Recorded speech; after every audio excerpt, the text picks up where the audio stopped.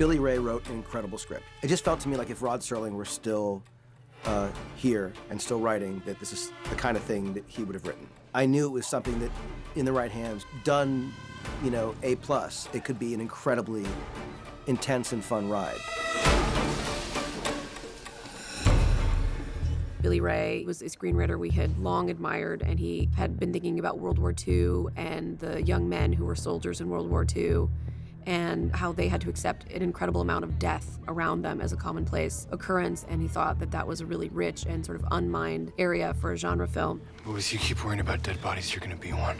It's something that is thrilling with characters that you deeply care about and that surprises you every step along the way. That, you know, just when you think you have a handle on it, manages to upend your expectations. What the hell is this? Is it a dog, maybe? Markel Smith came on to do some great work on it when Billy was busy with his TV show. They sent me a really fun draft that Billy Ray had written, and it was such a cool world, and I just loved kind of the mix of genres that it was. We were very lucky to work with Billy Ray and Markel Smith on this. They're really brilliant writers in many genres. And it's always great to collaborate with anyone, but JJ especially. His brain works on a little different level, so he sees things that I would never find on my own. It was actually in a conversation with Mark, the screenwriter, where I got to realize how this movie has evolved, and as it's gradually been revised and revised, it's become all about kind of developing this theme of the human side of war, and the monsters kind of serve as a sort of metaphor for that. And it's the theme of humanity plays against this kind of weird supernatural backdrop, which is, I think, really cool. Ultimately, we got a script we were really excited about. Billy is a relentless writer and kept pushing and making it better and better. On, off, off. It looks better when it does that. Yes, good, I like it. And then we were fortunate to find Julius Avery, who we brought on to direct it. My grandfather was in the Second World War, and when I was a little boy, he had this amazing photo album of all his adventures, and he would sit me down, and I would sit on his knee, and he would show me these pictures. And even then, I kind of got that this was something much, much bigger than him, and I could feel the weight and the heaviness of the bigness. So sitting in my grandfather's lap and looking at these photos was the beginning of the journey, in the sense that ever since then, I'd wanted to make a war movie. It's the bridge east of town, it's our rally point. It's not recreation of history. It's not how it happened exactly. We're living in a bit of an alternate universe. When we were casting this movie, I was reminded that the paratroopers in this movie would all be white if we were historically accurate. We cast blind, and the main thing was, I just selfishly wanted to cast the best actors for the role. Well, there might not have been black guys in this unit, but there also weren't zombie monsters that were being created under, churches either. And why should we be historically accurate about one thing if we're making a story up about, Nazi zombie monsters? So I thought, well, let's open it up to anyone, and we did, and we were incredibly lucky to find an amazing cast. I love when we get to cast up-and-coming people and really give some rising stars a break. Obviously, the Ford and Boyce relationship was where we started, and since those guys were so critical and their relationship was so critical, we're really looking at them as a pair. We always kind of knew we wanted Wyatt Russell. He was someone that Julius and we had talked about for a long time, and we tested a few people for Boyce and sort of see what the chemistry would be with Ford, and Jovan just blew us away. You just care about him. You see his face, and you just feel like you could be him. You connect to him in a way that, is really rare, I think, in actors. 13 limit, take 2. Is that what you always scribbling about? Jesus, Dawson. I didn't think a hick like you knew enough letters to make a sentence, much less a fucking book. My mama writes up cookbooks for the church back home. I figured I'd try it out here. We wanted to cast age appropriately. I mean, a lot of war movies that I've seen have 40-year-olds and guys in their late 30s playing roles that, in actual fact, were really young guys, like guys in their 20s, 19 sometimes, even younger when they lied about their age.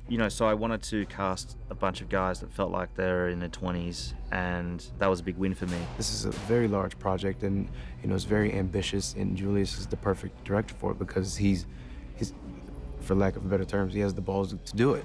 From the first audition that I had with him, the exercises that we did in the audition room from that day, I knew that he was the director that I wanted to work with and that I wanted to, go through the fire with, so to speak. To kind of take almost like B-movie concepts and turn them into something with like a bit of class and a bit of shine and make them really cinematic. Bad Robot as a company and JJ Abrams as a dude, they do it best. Our drop is 90 minutes out. It's definitely a feather in my cap. Curry! Curry! I have friends that are actors, and I like to think I was smooth about how I rubbed it in their face a little bit.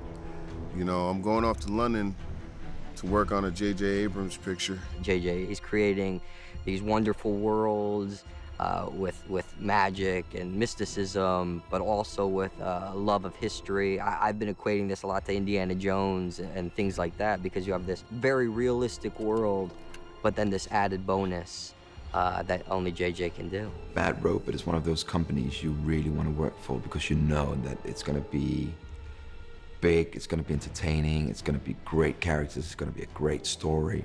And the whole production team behind camera is some of the best in the world. It involves a lot of research for me, because I'm really interested in creating worlds that are very realistic, and even with a film like this, which has a fantasy element, I think it's important that it comes out of reality. So the process for me is always about solid research at the beginning. The prep was quite short. We were thrown in the deep end pretty much to start with. So there's, 6 or 7 main sets of the film, but they were all needed to be fully designed and signed off on, and off to the construction to be made within week 4. So that was a tricky thing. Biggest challenge? Building this in 10 weeks was the biggest challenge, yeah.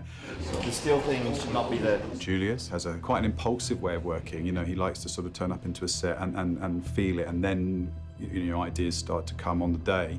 So you have to kind of take that on board. We made a lot of models and we did a lot of concepts, and we tried to sort of portray as much as we could to him before he arrived. I think we've managed to do that quite well, and given that there've been lots of sort of, we've had actors ill and we've had sort of weather problems and all kinds of other things that have meant the schedule's chopping around, we've managed to stay sane, just about. 16 take 6, big hammer mark. A lot of an actor's confidence comes in the fact that they're cool with their clothes, they're cool with their costume, they're cool with their shoes, and the last thing they want to do is be worrying about whether that's right.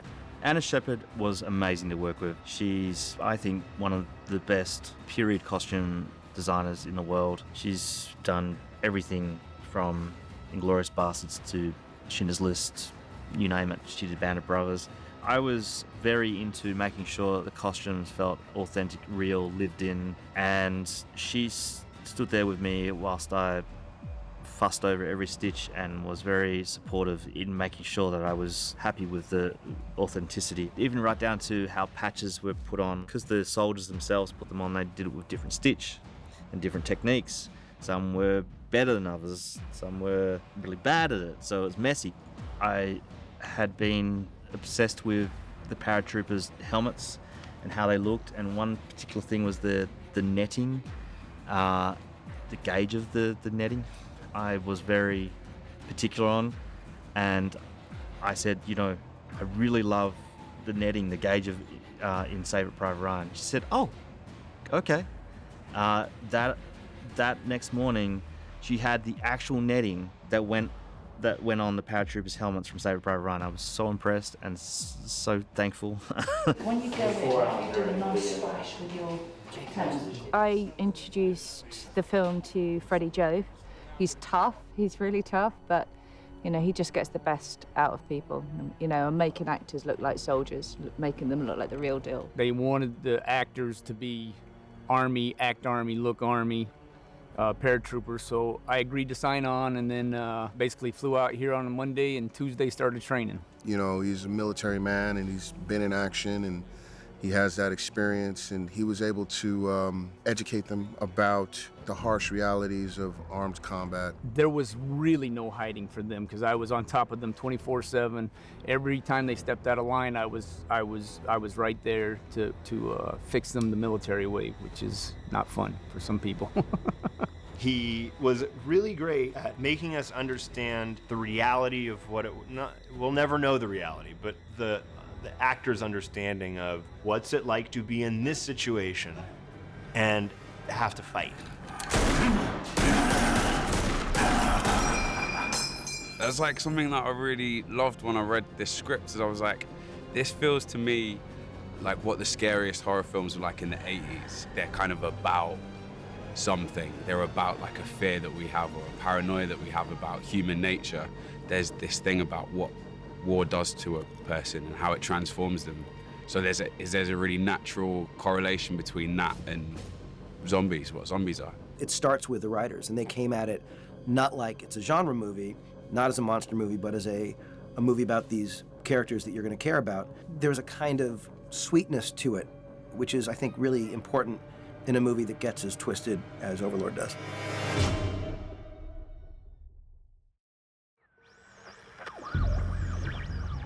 Soldiers, sailors, and airmen of the Allied Expeditionary Force, you are about to embark upon the Great Crusade. You will bring about the destruction of the German war machine, the elimination of Nazi tyranny over the oppressed peoples of Europe. I have full confidence in your skill in battle. The eyes of the world are upon you. This opening is an incredibly thrilling, terrifying roller coaster ride. It does for the movie what I hoped it would do. Just grab you and feel like, oh my God, what these poor guys had to go through.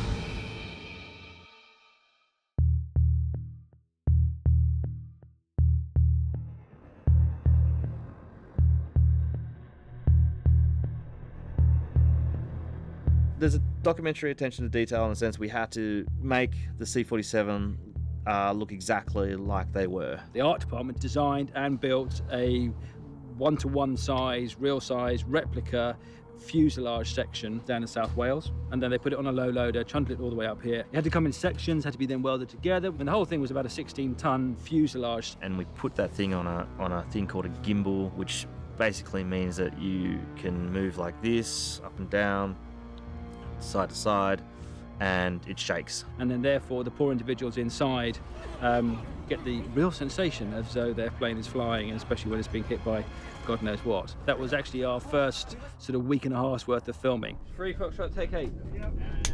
Action. And big jolt. And small jolt. And tail. That was great. It was really awesome machine. Quite often dangerous thing. 3, 2, 1, double. And stuff is exploding. We can shake the plane. You know, the actors really fed off that. Look up! Filming all the stuff in the plane, which opens the film, was not fun at all. We wanted the guys to feel like a unit and a team and be in this cramped space together as they would have been going into this experience. It's close quarters. It's very difficult to shoot in. It was hot. Coming in with all of the equipment and the parachutes that weighed a ton, it was one of the most uncomfortable elements of the shoot. You've got like 50 pounds of gear on your back, you know, that we kept on all day with your parachute and all that kind of stuff. And it's this really kind of claustrophobic, you know, metal can you're sitting in. It's hot. You're on that plane for hours and hours and hours, you know, in your gear. You can't get off the plane. The jump scene was full on. Like, I mean, we're in that plane for 7 days, I think. And it was great. Like, I feel like that was another thing that really bonded us all. And it was also really sad when the other guys that don't make it off the plane, like, aren't there anymore. 3 Echo, take 4, pick up. Action. And again.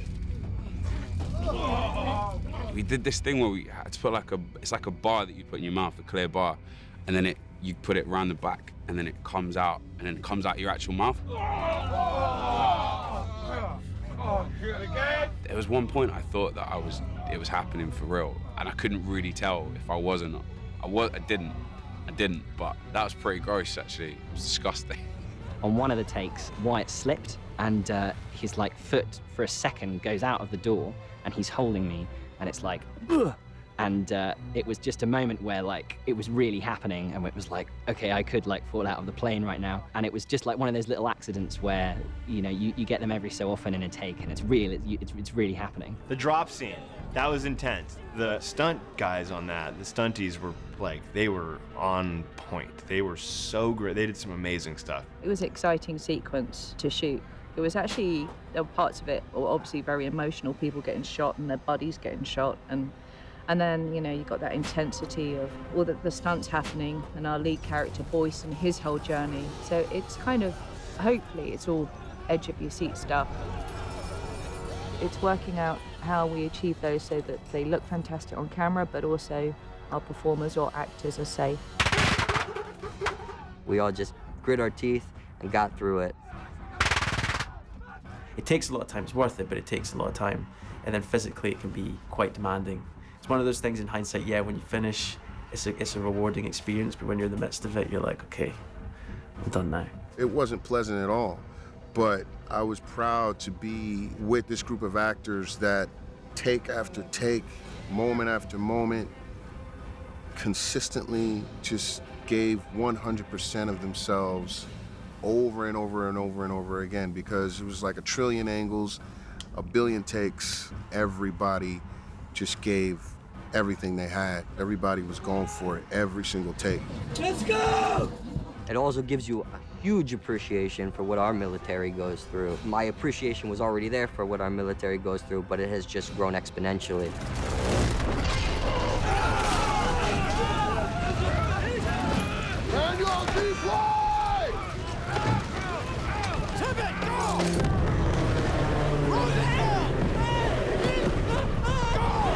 I think the intensity with which Julius shot that opening, especially this oneer as the plane has been shot up and is nosediving, and our main character, among others, parachutes out of this burning plane. You just hold him all the way from the plane, you know, down as he's falling in one shot, and it feels incredibly intense.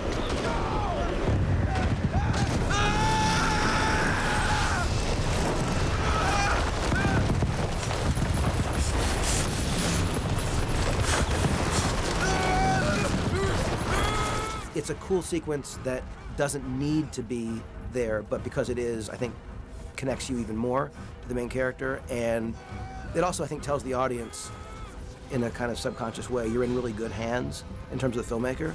And just, it makes you realize that Julius is, you know, he really has a lot of awesome tricks up his sleeve. And it's not about showing off, it's about making you feel like, oh my God, I'm really there, I'm really there, I'm really there. So whatever follows, I think, is enhanced because of that opening.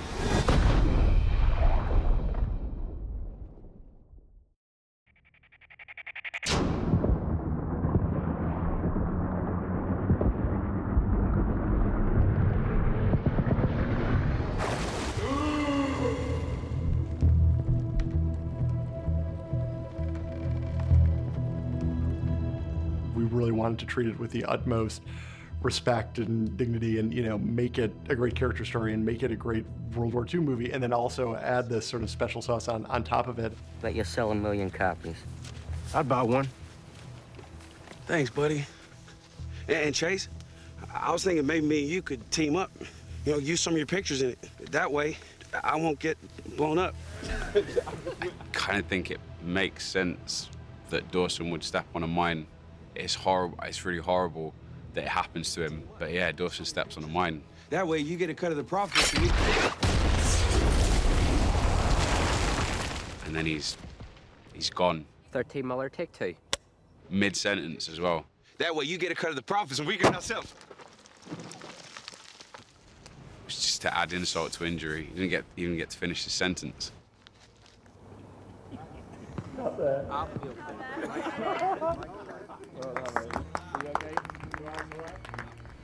He was there. And he wasn't.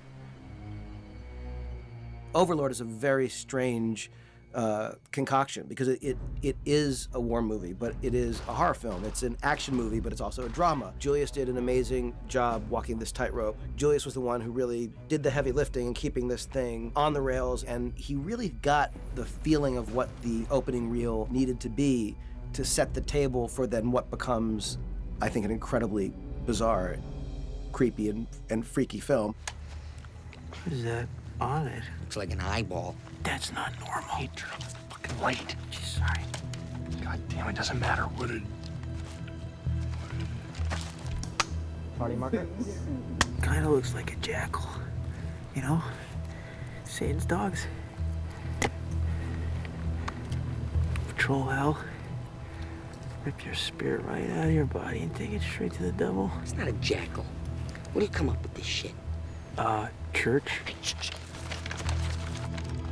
Mathilde Ollivier had sort of really big shoes to fill in that she's really the only woman in this movie because it is a World War II film. And so we needed somebody who could hold her own. And we found her actually in an open casting call in Paris. And she's obviously so beautiful, but just could be in any register and loved being on set and wanted to do all her own stunts and, you know, has this quiet strength that I think really comes through in Chloe. After everything she saw, everything's happened to her family, to the people around her. I put her like kind of a lion, which is going to be very, if she don't know you, now she don't trust anyone anymore. So she will be very, no, I don't know you. You're gonna have to own my trust. Because they're pigs. I needed to make sure you weren't as well. The project, it has been absolutely an amazing experience. Every time it has been like Christmas Day, really. All the location was just so, it's unbelievable. We built this French village on the back lot, and I'd never experienced anything like it. You go to the back lot and it's just mud. They've got like where the house is going to be mapped out with some poles and some tape and stuff, and then you're like, oh yeah, all right. And then 6 weeks later, you go down there again and it's like, there's a village. And you're like, how did this happen? And it was so sublimely built. Like the painters and the carpenters and the people who do the finishing touches on these things, they build them out of material that would never hold a house up, but it's this kind of, they mold things. I don't know, I'm not an expert on this, but you go up and you touch it and it's hollow, but like if you would stand that far away from it, it looks real. When you look back at the French village, that was one of the first things that John designed and we put together as a team, because that was one of the first ones to have that finished and up and running was one of the nicest things. And to walk onto that back lot and feel within you're within a little French village, that was great. Alles in Ordnung? Was machst du? Huh? Pilou has to play a cold-hearted Nazi supervillain. He wanted to try and bring something a little more to the character of Waffner in a sense. He didn't want to make him one-dimensionally just evil. I don't see it as unrealistic. I actually try to see it as realistic as possible. Every single film that I've taken on, I see them as a thing where you have to be as realistic and honest as possible. I'm not trying to create a supervillain who wouldn't be possible in the world we're living in. We talked about, you know, some characters that were in the Second World War, and one particular guy that came to mind was this SS officer who lived in a village, the occupied village, and he was a really upbeat, jovial guy, very polite, liked to wear sweaters and drink chocolate milk. And so, but he was also, in an instant, he would turn and he would just shoot you in the head and drink the rest of his chocolate milk. And that's how he played him. He was kind of sweet and gentle, but very, very manipulative.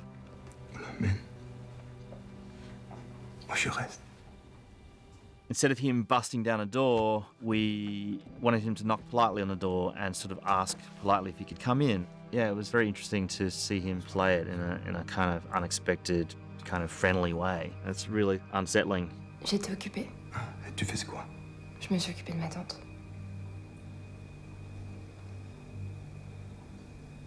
D'accord. 61, take 2, Charlie Mark. B marker. Set. And action.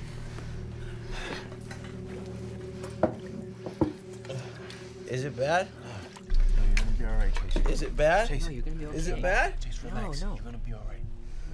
Don't let me die, okay? You're not gonna die. You're not gonna die, baby. All right. I don't feel good. Relax.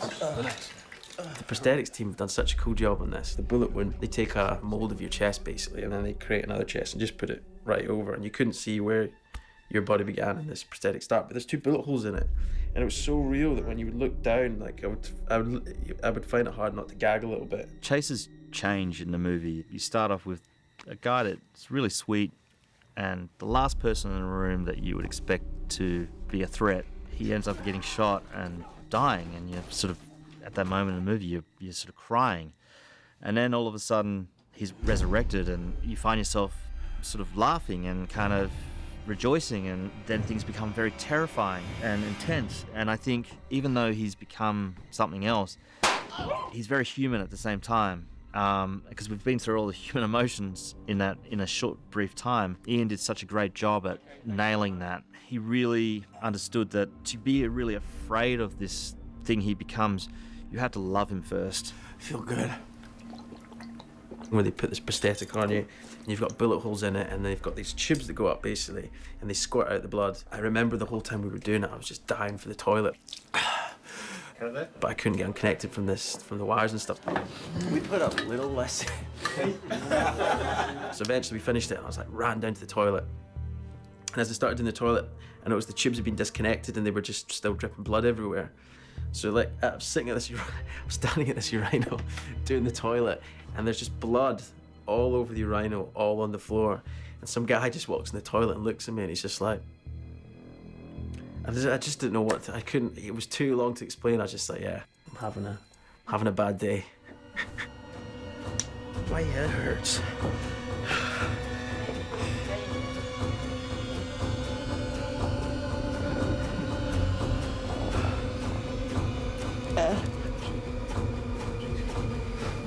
What's wrong with him?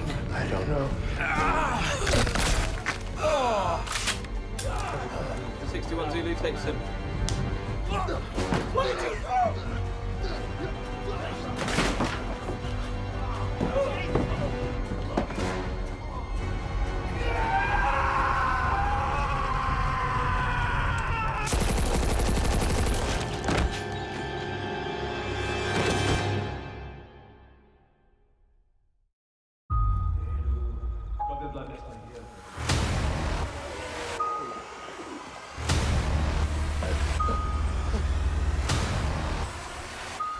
You know, it starts as a war movie, and you're led into it in that way, and then slowly it just starts to shift.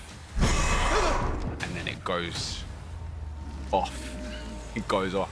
Our movie takes a little twist. And then it just keeps getting stranger. What is this shit? It's an unusual script. Does somebody want to tell me what the fuck is going on here? It sort of leads you down a path, and then it throws that all out the window. You're kind of going along, think you're in a war movie, and then bang. And you kind of go, oh. I was blown away when I finally read the script. I was like, what? What is going on? You're like, wow, okay, it's not quite the World War II film that you thought I was expecting. The 1,000-year Reich. These 1,000-year soldiers.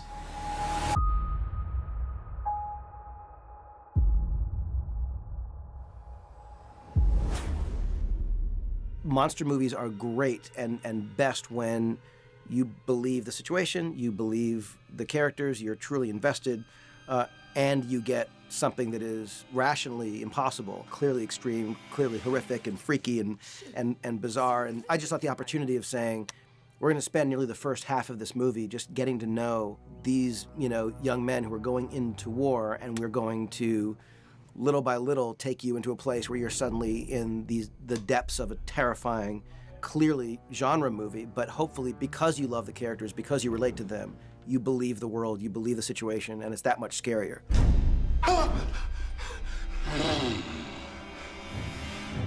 And the thing about a war story, it's almost like the table has been set. The horrors of war are already there. And so what's weird is that, you suddenly get into this sort of, freakish sort of fantasy horror level, and it doesn't feel like that much of a stretch. The action means nothing if we don't have the characters and the drama to make anybody care about what's going on. For me, all story starts with characters, so you kind of build out from that. And whenever I first started here, it was finding the voices of those characters. And then once you have strong characters and strong relationships, I feel like you can put them in any world. Boys, just put the whole fucking mission at risk. Go get Tibbet and Chase.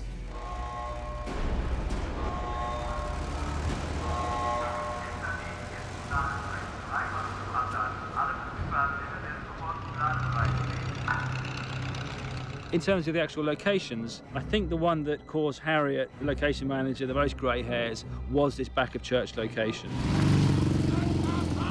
The entrance to it, the entrance to the underworld. Where do you find a tunnel that is in a rural environment that is not surrounded by lights and noisy roads, that is big enough to fit a large World War truck? And ultimately, we kind of homed in on, or Harriet homed in on, railway tunnels or disused railway tunnels to give that arch and the cuttings and what have you. Pretty quickly, the Bluebell Railway location sort of rose to the top of the pile. It's a bit that, frankly, is forgotten about, but for us, it made an excellent rear of church entrance, steep side, wooded. 3, 2, 1.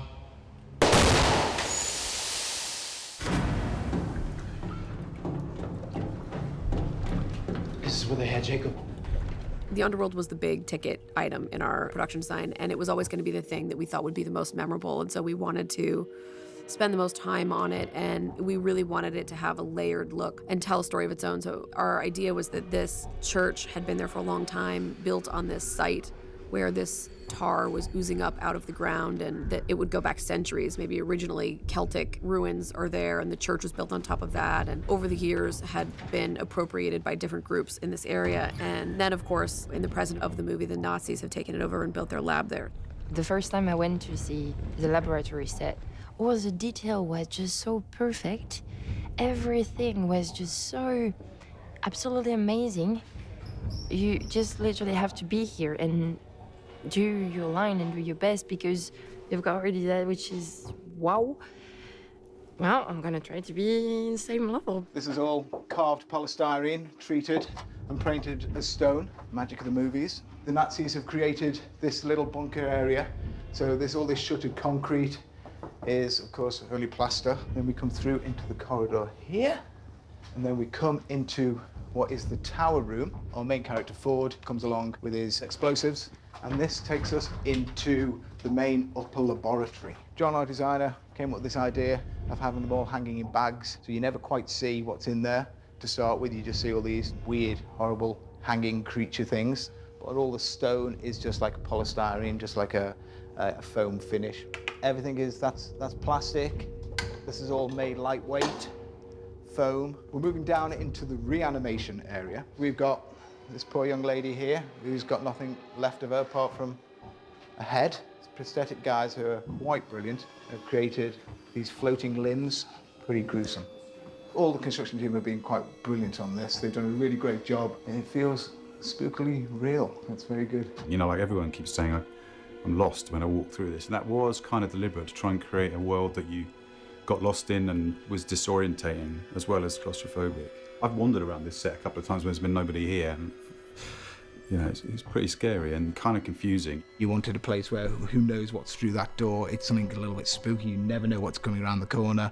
And also to have something which you can actually go inside of and you feel completely engrossed and you are encapsulated into this world.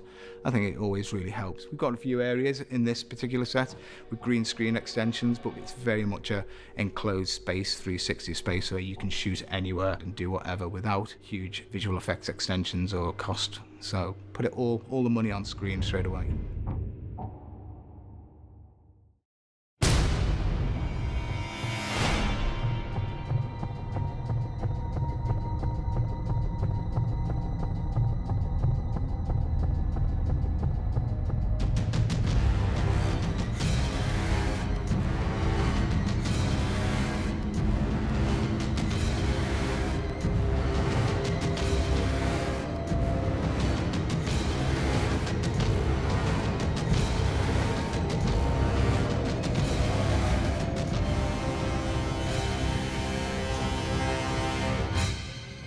We're just now getting into the third act, which, you know, as you get into the big action stuff and pushes further into genre, it's, you know, the line between great and silly is very thin, and so hopefully we're staying on the right side of it. Mark L. Smith and everyone at Bad Robot, JJ included, we really fought to try and keep the emotion, especially when you're going into the final parts of the movie and you're about to go into some big set pieces and a lot of explosions, a lot of whizzing bullets passing by.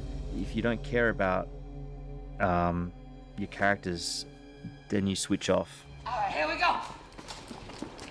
if you don't care about these people, then it's all for naught.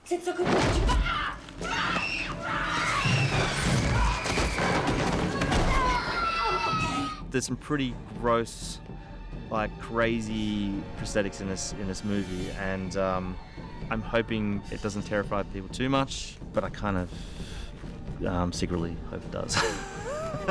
The creatures we've had to build and all there was a lot of stuff to build, a lot of really interesting things to design, and it was just like, it's like a candy shop for me. Getting down to the creatures and really figuring out what they were, do you know what I mean? That they didn't go into other territory that other films have done. Lots of designs to sort of figure out how extreme we wanted to go or how subtle, do you know what I mean? It was a bit of a balance because we didn't want it to be too creaturey, too big and crazy. The design of the creatures set in motion other things. Once we established what the key traits to the creature was, it kind of sort of permeated through everything else, the black veins and certain traits that we had sort of going throughout. We had to make sure that those characteristics were there to sort of glue everything together, whilst trying to deliver a new look for each character. So we had, you know, Waffner's look was slightly different to the Mistake and then slightly different to the creatures, but they're all within the same kind of realm of design.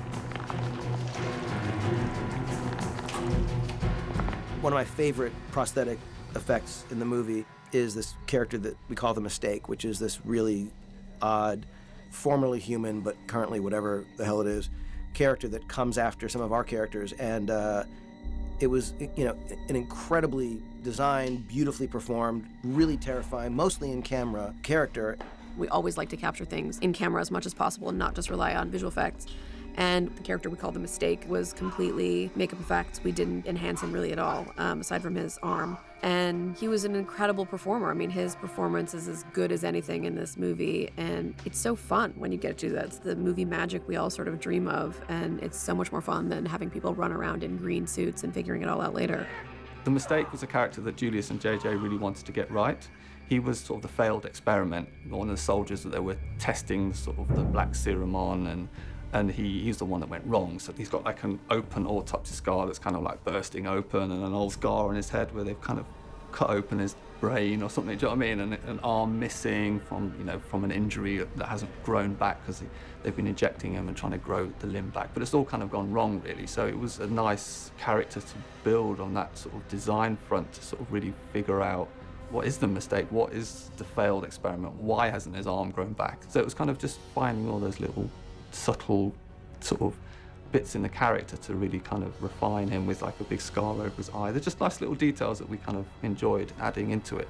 And it was a big makeup for us. It was sort of like full upper torso body cast for the actor, and head and arms, a whole chest, a whole kind of head prosthetic with bald cap and hair punched in. It was quite a big number for us. So it was one of my favorite things to sort of design.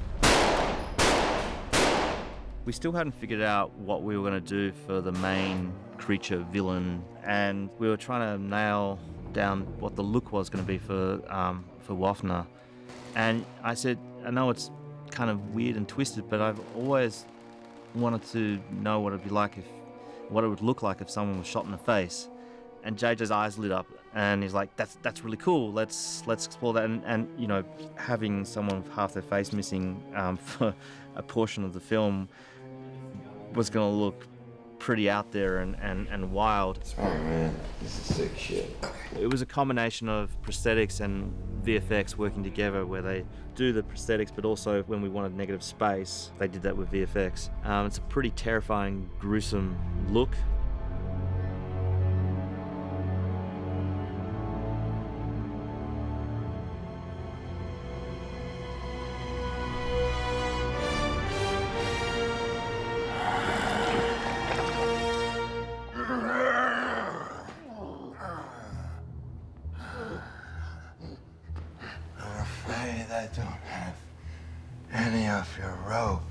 It wasn't one thing. It wasn't just the prosthetics, which were really great. It wasn't just the visual effects, which were terrific.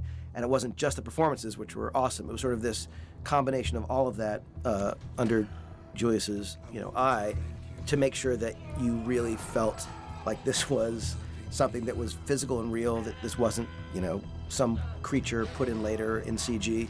That's the thing I love about it, is all physical based. You know, one of my favorite movies, actually featuring our star's father, Kurt Russell, was The Thing. And when you watch The Thing, the John Carpenter film, the work that Rob Bottin, the special effects makeup artist, did in that, it was physical stuff. It was right there, it was happening. And that was before CG was even really a possibility. The thing I loved about this is it felt like it lived more in that world, where it was about what is physically possible and then what can we do to augment later, as opposed to let's just shoot something, a plate with nothing there, and put it in later. And so I really loved, you know, watching it come to life was a combination of seeing the designs being applied, seeing the performances, later on seeing the CG work that was done to enhance some of the stuff, but it was all based on what was being done in camera.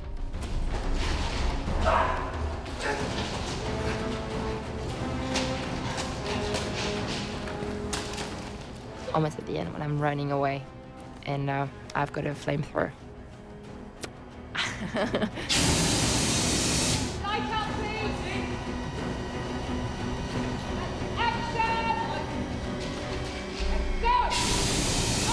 This to shoot was very amazing. The heat of the flamethrower is very...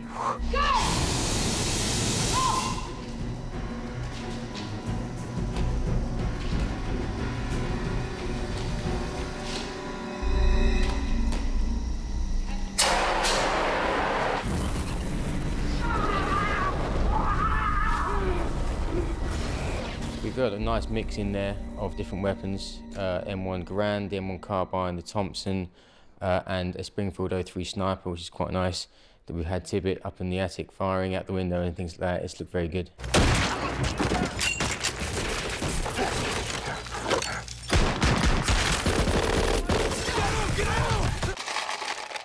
Probably 20 rounds.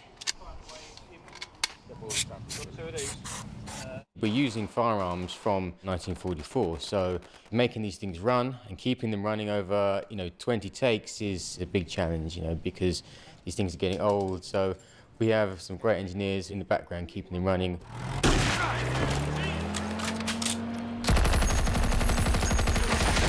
The big problem is, it's fine to have one, but for this, you have to have backups and you have to have spares, so we have three. We have to have at least 3 running at all times, just in case one goes down and we have a second unit running. So the challenge isn't just finding the weapon, it's finding 3 that are looking exactly the same and that are all working perfectly.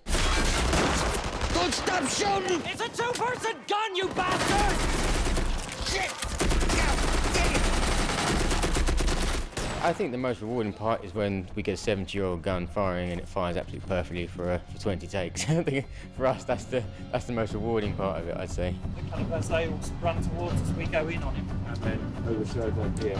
And then that's good. We just put him all, and he won't stay still, so then you like bring over lots of stuff. Oh, no, straight back. That's right. Our mouthpiece going in. Thank you, we'll stand by, we'll be absolutely ready. And we'll keep it quiet when we cut.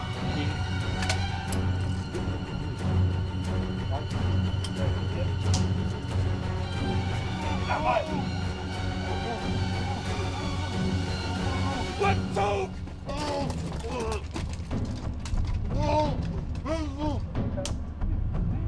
Let's talk! 3, 2, 1, action! Action! 3, 2, 1.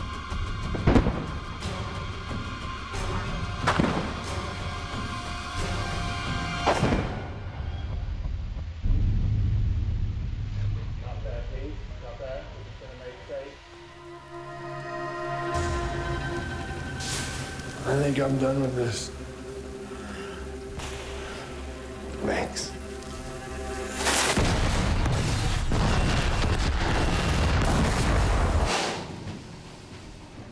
And one of the things that John Henson, the production designer, and myself discussed is we wanted there to be a connectivity between the sets, so I could do shots where we could take the camera from one set to the next and then go all the way through the set if we wanted to. Julius really wanted a world that he could just travel through and not be limited by cut points, you know, keeping it as one solid set. This is the biggest composite set I've ever built on one stage, you know, I mean, it is an enormous kind of space. One of the things to maintain that feeling of being inside the action is to keep the shot going as long as you can. I mean, Jovan has had some challenging action to do that we've asked him to do, you know, within safety parameters, but still really physical stuff, and just totally embraced it, giving it his everything, even when he's hurting and, you know, tired. So 100% commitment. It was difficult and stressful, but it puts you into the mindset of what these soldiers possibly had to go through, and, you know, because of course we can never relate shooting a film to the real life experience, but us being able to sit in their shoes just for pretend was enough. But it was fun. It's fun to do, and it's gonna make me look cool because I'm so not cool. It'll be nice just to see myself in that light for an hour and a half.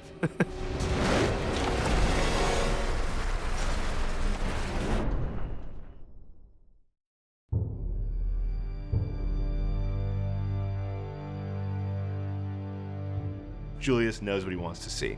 He knows how he wants to see it, and he knows what he wants it to look like, and every single shot that I've seen looks fantastic. He understands the raw power of the camera. He knows what he wants to feel. He's got such an amazing eye, and he catches things that a lot of directors wouldn't, as far as angles and what to see and what we, you know, how to make each scene feel special. He's very talented. It's a great combination, he and JJ. I think they're really kind of getting the best of each other. Julius Avery is a gritty, hard-charging guy. He can bring that to the table when you're in your 15th take and, you know, you're kind of tired. He has a way of, you know, charging you up and getting you ready to go for more. Julius is that mix of somebody who loves all of the actiony stuff and loves the bells and whistles, but he really does, it all comes from a place of story. It all comes from a place of, like, why is this stuff happening and why is it important that this stuff is happening to these people? That's been a really cool thing about working with Julius, is that he can be very serious and specific about notes, and it can be a note the way you're saying a line, or it can be something of, like, put your finger over the syringe that way and do that.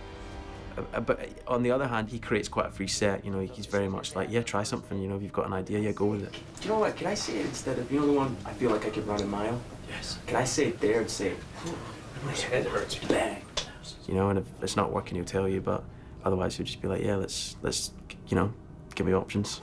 Let's try this. We can try that next. Julius is a very visionary, very, very interesting director, and he's extremely sweet and humble. He's a one-of-a-kind guy. He's up for any crazy idea you might have as an actor, and he's actually encouraging you to give more and more and more. What I really appreciate is when we're on set, and until he's not satisfied about his shot, he will push you until he gets what he wants, which I think is very, very cool and very important as well. Yeah, we like that he came from, you know, more of the action thriller side as opposed to the pure genre side, so we knew he would, you know, get that stuff and give it a sense of reality and a sense of grittiness, and yet at the same time still have fun where it's needed and still have a sense of humor where it's needed. And so we needed a director to tick a lot of boxes for this movie, and he really did tick them all, and he's delivered in a big way.